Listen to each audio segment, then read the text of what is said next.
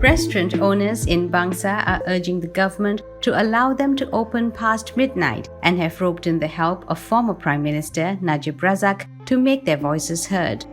They said that the National Security Council's rules make no mention of a cap on business hours for restaurants, cafes, and pubs. However, Kuala Lumpur City Hall and the police have not allowed them to stay open past midnight, the restaurant owners said. One of the owners, Shankar, said City Hall and the police had insisted that they wait for an official announcement from the Health Ministry before extending their hours.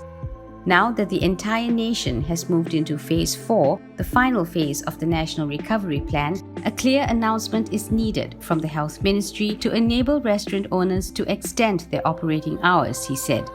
We seek the help of Najib to bring this to the attention of policymakers, he said, after a take-tarik session with Najib at Maya Restaurant last evening.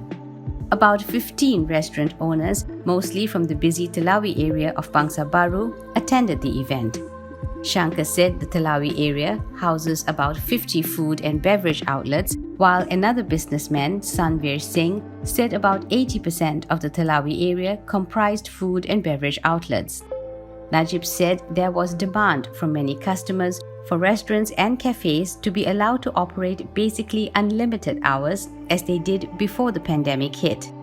I think the time has come for an official announcement so we can open up businesses which, in that manner, will help in the recovery process, he said.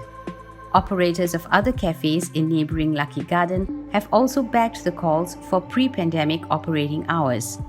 A staff member of a popular Indian Muslim restaurant in Lucky Garden said the operating hours should go back to normal since people were now living essentially as they did in pre-pandemic times.